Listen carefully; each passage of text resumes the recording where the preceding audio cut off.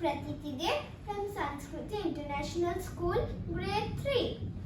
Today I will tell a story about two friends, a free bird and a caged bird.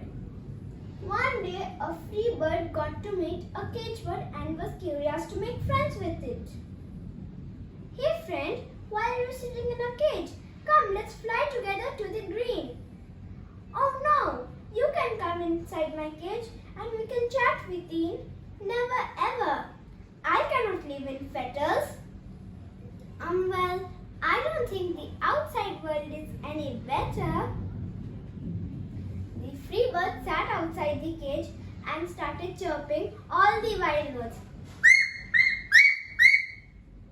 While the caged bird sang the same boring song again and again.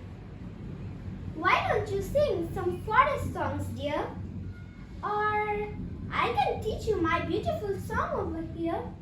Oh no, dictated words. Don't bring me glee. But I don't know your songs. Why don't you teach me? Come, let's fly together to the open where there is no bar. No, look, my cage is so neat. And for food, I don't need to go far. But where is the space to fly? But where will I take rest up in the sky? Thus, the two friends tried to convince each other to the comfort and joy of their own world.